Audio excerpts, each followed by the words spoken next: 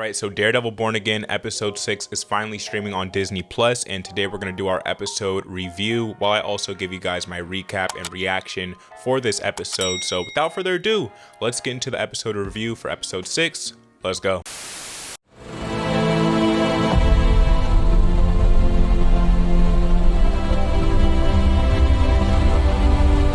Now, episode 6 was titled Excessive Force, and I gotta tell you guys, this episode is so dense. There's a plethora of plot lines that we have to go over, that we have to recap for today's episode, and I gotta say, it was fantastic. And for our discussion for this episode, we're going to start with the corpse on the rocks. Now, what does that mean? Well, these union workers inside New York City, they end up finding a corpse that's been put on display and left on these rocks. It's been drained of its blood. They bring that to Mayor Fisk, along with the fact that there's been a bunch of murals going up all over the city. And what these union workers found out while trying to, spray down these murals, clean up the city, is that they can't get rid of these murals because they're made out of human blood. Now, that's a shocking plot line because we've been seeing these murals since episode 1 of Daredevil Born Again all over the city. Every, in between shot is of a brand new mural that went up. So shocking, crazy events right there. They go ahead and do testing on these murals and they find out around 60 people's blood was used to make these murals, meaning there's a serial killer in New York City with at least over 60 bodies. Absolutely insane. Now, come to find out, the name that they're using for this serial killer is the name Muse. Now, we got a small glimpse of Muse in the earlier episodes of the season, but we didn't exactly know who he was, what that was about. You just get to see him in this creepy mask, which, by the way, his costume design is fantastic. The white mask with the dark circles around the eyes, the blood coming from the eyes, fantastic costume design. And there's more to touch on when it comes to the character of Muse later in our review, but I do want to address some other plot lines first. Now, when this episode opens up, more towards the beginning, we do see Matt Murdock getting back into his word, getting back into his prayer, reading the Bible, or at least quoting and, saying and repeating scripture from the Bible while he's making a prayer, which I absolutely love that. That's a huge part of Matt Murdock's character. I'm glad that they kept that intact going into Daredevil Born Again, going into season 4 now that it's on Disney Plus. And yeah, I wanted to make sure that I mentioned that part there, but let's bring it back to Wilson Fisk, the Kingpin, or Mr. Mayor as he likes to be called now. So he has a discussion with Vanessa inside this episode about throwing a fundraiser, which he eventually does end up doing inside this episode.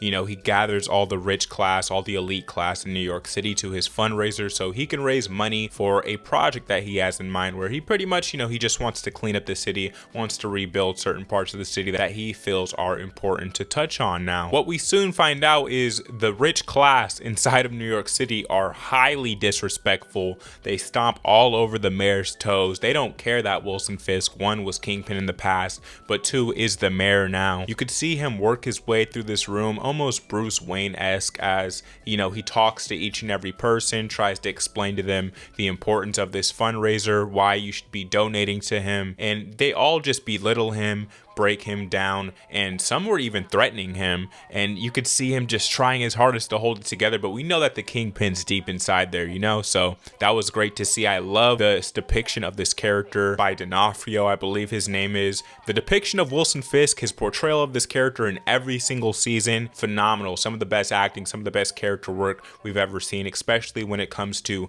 Marvel, when it comes to superhero content whatsoever. This guy is at the top of his class. I love Wilson Fisk inside of this show. Now, it comes to a point where Matt Murdock, aka the Daredevil, is informed about these serial killings that's been going on inside New York City. Now, simultaneously, of course, he's been trying to get away from being the Daredevil. Of course, he's done some vigilante work up to this point in this season, but as far as, donning the mask, putting back on the costume, he doesn't exactly want to go there with his life anymore after the passing of Foggy. But of course, with a serial killer out there in the city, he can't help but be pulled, more towards that. So now we're at a point where not only does Wilson Fisk, but also Matt Murdock wants to stop these murders that are happening inside the city. They're both against it. They both have nothing, to do with it, obviously. Now, the way Fisk chooses to deal with this problem is he begins putting together a police task force. He gathers all the bad apples inside of, New York City, inside of the precinct of New York City, all the former cops, cops that weren't doing that well, that got written up for something, and he puts them all in one group because he knows, these guys are willing to get some things done. He even says at one point in time, let's leave off the body cameras for my task force now. He gives them this huge big speech, he riles them up, he gets them going. It was a great scene inside of this episode. Now come to find out, this episode, White Tiger was investigating Muse. He was investigating these serial killings. He slightly hinted at it when he was talking to Matt Murdock in his lawyer version of himself, and his niece Angela, who we got to meet earlier in this season, ends up knowing about this, ends up bringing it to Matt Murdock, and Matt really doesn't want nothing to do with it for the most part. Of course, he wants these things solved, but he's trying to keep that away. He's trying to keep that part of his life away. He wants just the police to deal with it. So Angela ends up doing something stupid inside this episode. Mind you, this is like a high schooler or a college kid. We know she takes classes, so she's some type of student. She ends up investigating this by herself, and well, careful what you wish for. So she makes her way down to the train station. She goes and she ends up finding Muse, or Muse ends up finding her while she's looking for him. She gets kidnapped by Muse, and we get to see his serial killer lair, which was a fantastic part of this episode, a fantastic detail to this episode. We get to see him hooking up these tubes to her, preparing to drain her blood. Creepy as hell. I love that this series went there, and I'm shocked and surprised that this is even on Disney Plus. Now, Matt Murdock does end up getting a call that he receives that tells him that Angela's been missing, at least did not come home this night. So, of course, what does he do? First thing first, he calls the cops. He tries to, at least. And as soon as 911, what's your emergency? He hits the hang up button. He's like, fuck this. I'm gonna go suit up. I'm gonna get out there. And we get to see him don the suit again. We get to see Daredevil finally come back. It took all the way till episode 6. 6 episodes in an 8-episode season to finally get Daredevil suited up. A little ridiculous if you ask me, but hey, I'm glad he's back now. While Matt Murdock is trying to find the whereabouts of Muse, simultaneously we get Wilson Fisk going back to his own lair where he's been keeping Vanessa's former lover. Now, he pretty much tells this guy, hey, this is unfair what I'm doing to you, but I want to have a fair fight between us. But considering it would never be a fair fight between us, here's an axe that I brought you. Let's fight. Let's see who the better man is. May the better man win. And these guys end up fighting to the death. We get Wilson Fisk versus Vanessa's ex-lover. Vanessa's an absolute troublemaker, okay? But so is Wilson Fisk, and he starts beating the dog shit out of this guy. I'm not going to lie to y'all. He starts whooping on him bad. I loved this fight scene. But not only do we get that fight scene going on, we get Matt Murdock, aka Daredevil. We get Daredevil versus Muse synced up with the fight of Wilson Fisk versus the ex-lover. It's cutting back and forth between these scenes, 2 fight scenes colliding at once, and it was glorious to see on screen, okay? I was clapping, I was cheering, I was having a fantastic time while watching this particular part of this episode, and really this episode in general, because it was fantastic. Now, Fisk being the cold-blooded savage that he is, he ends up killing this dude. He beats him to death. It was glorious. It was amazing. I loved watching that. That's what I wanted to watch this series for. Those are the moments I like to see, okay? And then on the other side of things,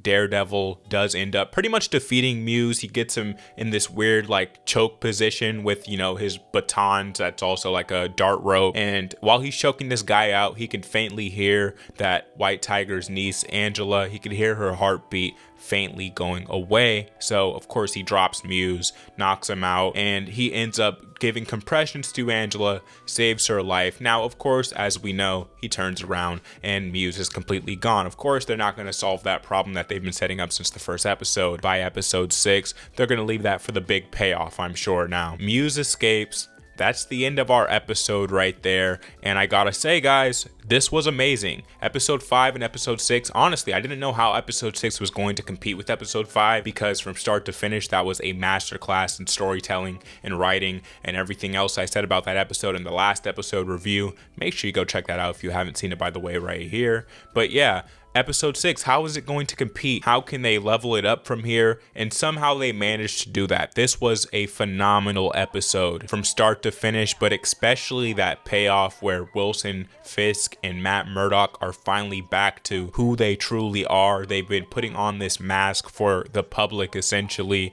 trying to hide away this other side of them, and both of their dark sides get to finally come out inside of this episode. I loved every minute of it. And yeah, Daredevil is back, man. I honestly could not expect it to be this good, but it's just like good old times where we got season 1, 2, and 3 on Netflix. We're right back to it. Of course, it's shortened to 8 episodes, so 2 more of these reviews before the season's over. Hopefully season 2 doesn't take too long to come because I'm enjoying the hell out of this so far. And if I had to rate episode 6, I would give it a 10 out of 10. It gets the 10 out of 10, back-to-back 10 out of 10 episodes. Fantastic out of the writers here, out of our lead actors here. Everything is working, it's flowing, it's going exactly how it's supposed to. How are they going to keep ramping this up? Season 7 and 8 have to be bigger than 5 and 6. They got to keep ramping up here. I can't wait to see what the finale is going to be. But yeah, guys, I'd love to know your thoughts on this episode down in the comment section down below. Let me know everything you thought and felt about episode 6, Excessive Force.